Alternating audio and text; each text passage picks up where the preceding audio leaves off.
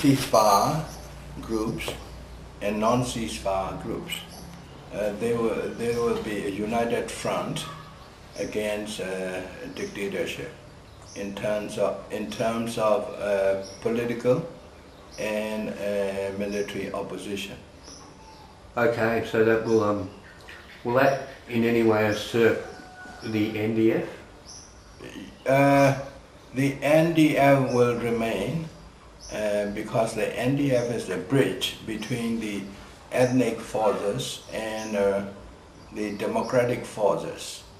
And NDF, most of the NDF members joined this new coalition. Okay, okay. So when do you think it can be finalised? It should be very soon because the SPDC dictatorship has started military actions against one of its members, the Shan State Progress Party and Shan State Army. When did that action begin? The action began on 13, seriously, on 13, and it went on 14, 15. And in this initial stage, the SSA, the Shan State Army, withdrew to inner area. Okay, did they take heavy losses? No, they don't take heavy losses, but they try to inflict heavy losses on the dictatorship's troops. That is the tactics or strategy of guerrilla warfare. Okay, what sort of weaponry was used against the Shan State Army? Oh, they use the weapons bought from China and Russia, like heavy mortars. Probably they are using also the heavy artillery, like 155 millimeter howitzer. Okay. It's in the hill area. So, Loi Thaleng is still secure? Loi Thaleng is in the south. What I'm talking about is in the north, in the far north, near the Kachin, near the Wa areas.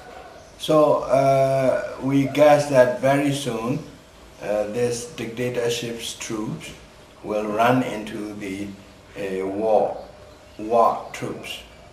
So there will be also actions, military actions against the war.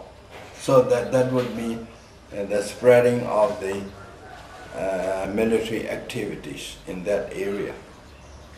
Okay. Now the Wa are fairly heavily armed, aren't they?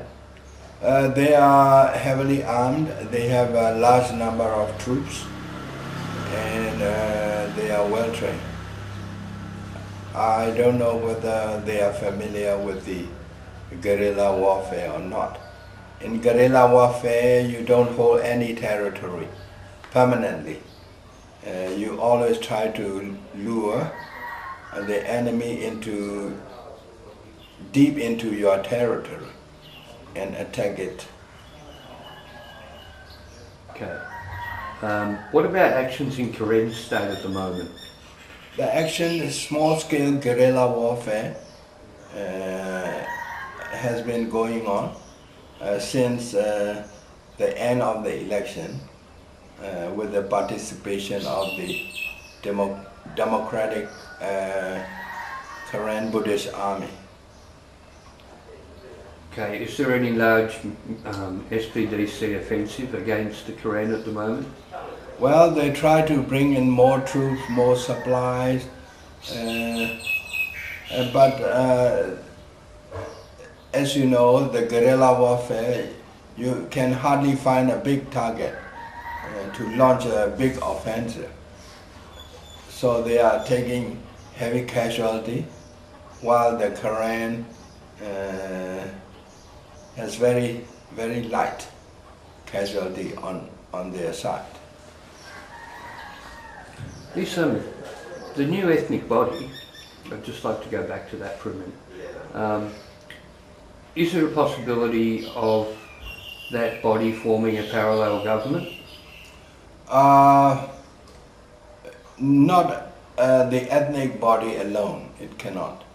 It has to join hands with the democratic forces to form a parallel government.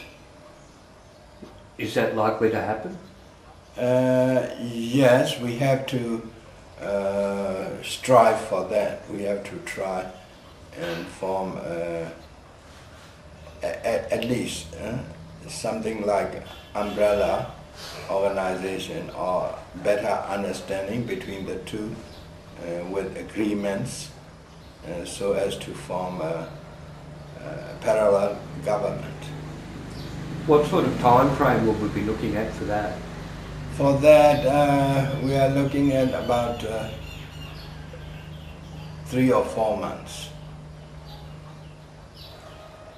And how do you think the SPDC would react to that formation of a... The SPDC will denounce it, of course, and as it has been doing whatever the opposition forces do.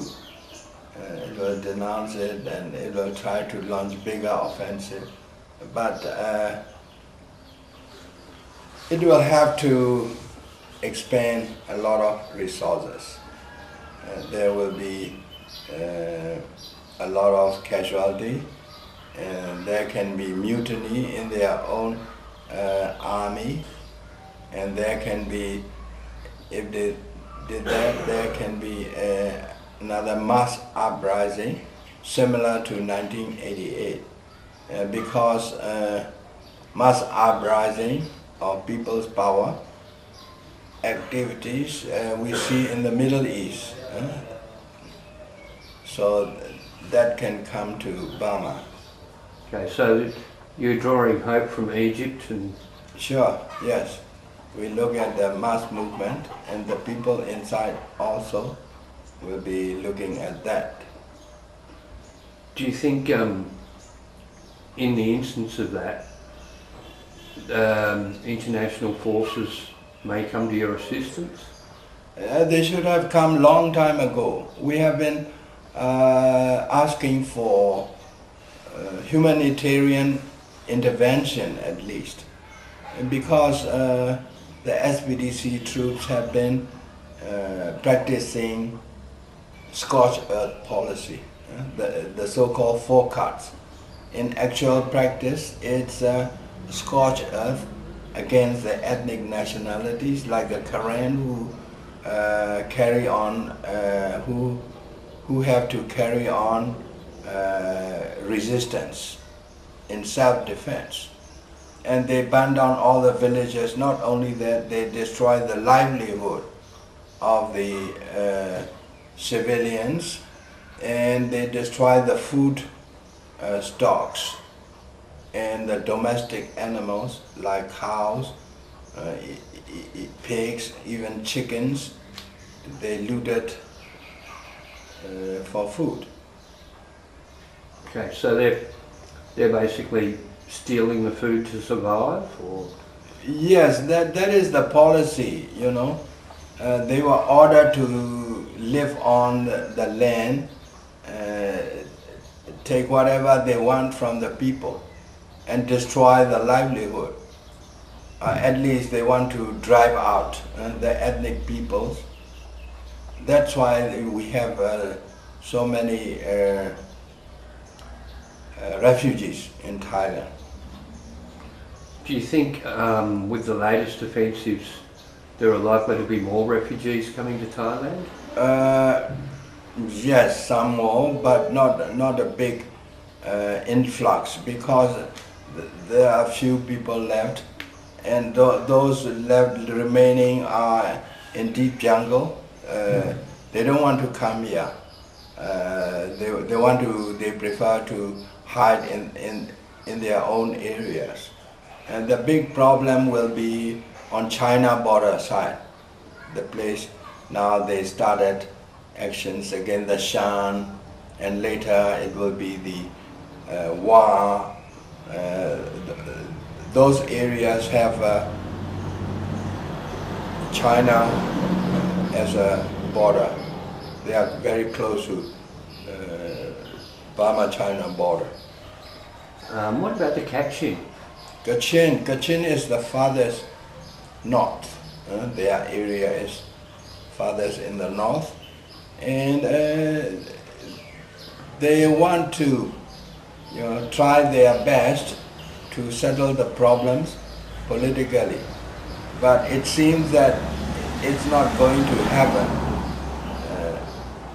Of course, their strategy is to appease and to cajole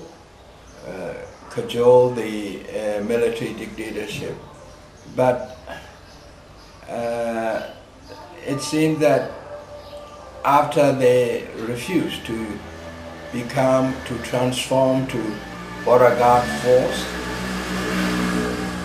the military decided to take military action against the Kachin.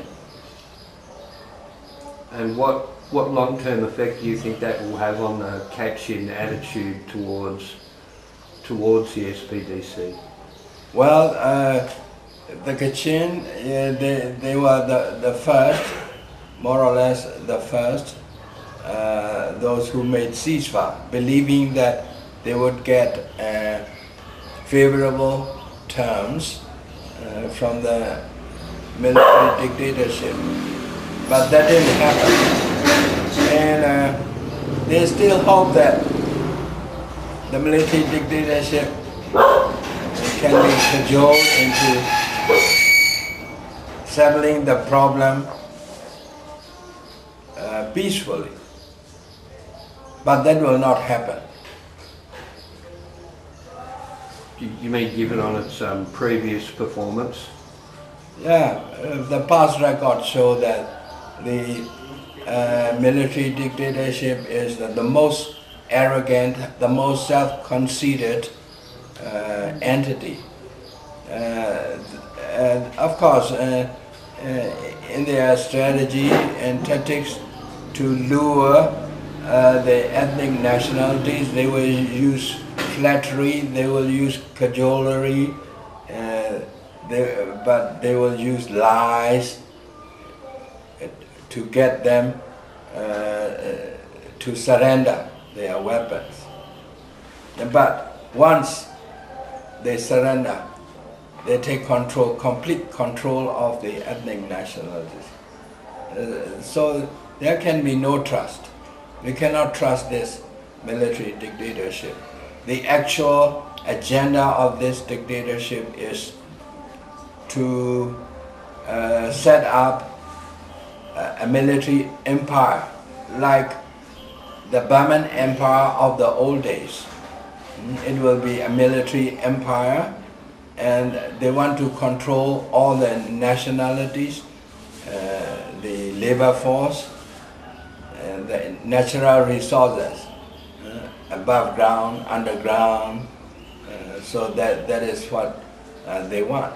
That is their secret, or not very secret agenda, to build a fourth empire, and they will rule from the center, a top-down control, very strict top-down control. These people, they get, of course, from the Japanese fascists, the idea of dictatorship, and also they fall back to the feudal days, how the feudal kings treated the population.